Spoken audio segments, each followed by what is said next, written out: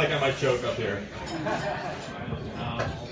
Just want to start out by thanking Catherine's family, who is hosting this beautiful event. Thanks also to them. Thanks, Mom, for putting up with my little brother down in Jacksonville. I know it can be a bit of a handful, but thank you for also bringing him into your family and treating him like he was one of your own. We all do appreciate the hospitality that you've given Pat down in Jacksonville.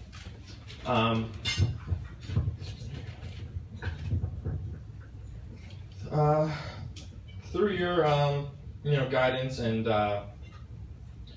love, Catherine turned into the bright, sweet, caring, funny, intelligent, loving young woman that we all see today.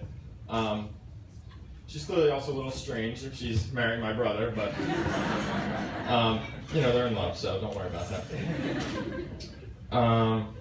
that. It's truly an honor to be the first Snyder to officially welcome Catherine into our family.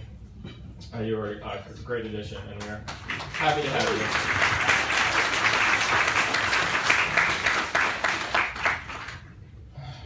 I would also like to thank my parents as well as Pat's parents, Kathy and Paul Snyder.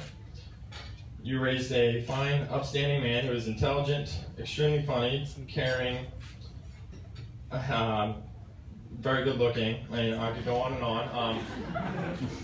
But enough about me. Today is about Pat, and you really did the best you could with the hand you were dealt for Pat. Like I said, he was a bit of a handful. Finally, I want to thank, on behalf of Catherine and Pat, all of you that came here today, especially those of you that traveled a bit of a distance. I know this is a very special day for Pat and Catherine, and they will never forget that all of you were here and shared it with them. On a personal note, I was kind of hoping that most of you would stay home. It would have made it would have made it a lot easier for me up here, but I think I'll be okay. As Pat's big brother, I've known Pat for the better part of 30 years, and I was there to witness, the first time he crawled, his first steps, his first words.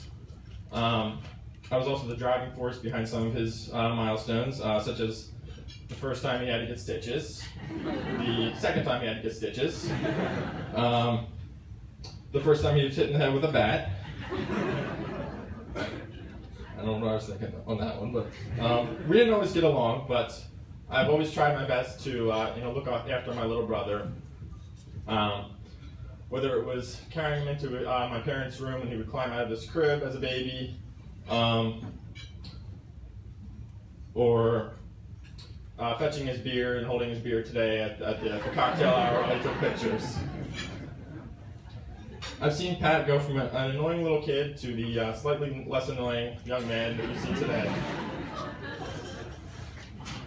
Pat, I haven't told you this enough, or maybe even ever, but I'm very proud of you. I'm proud to have you as my brother, especially today. You're married an amazing woman, and you couldn't have picked anyone better to spend the rest of your life with.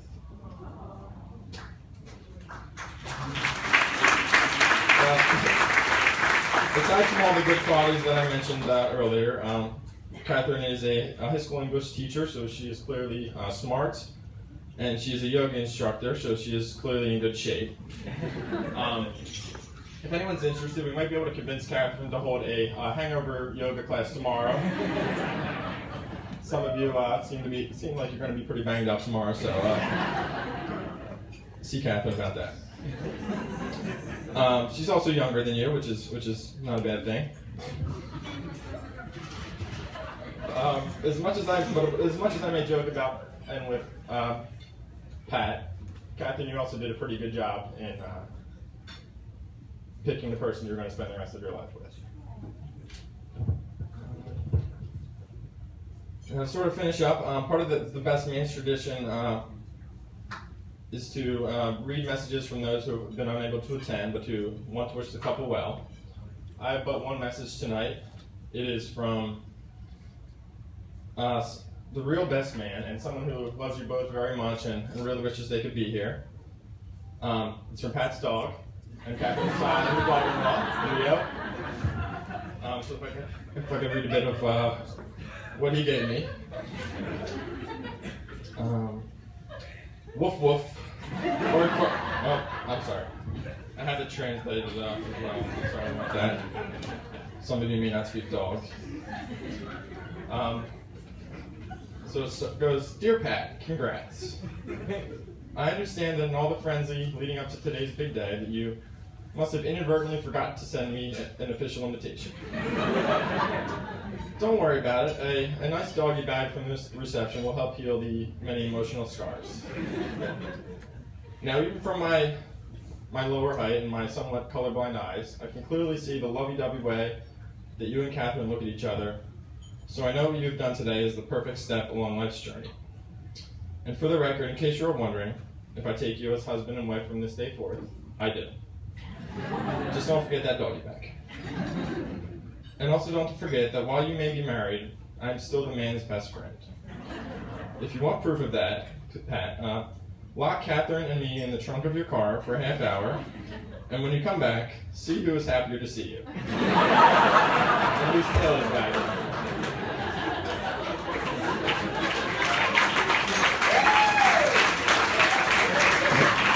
Anyway, congrats again.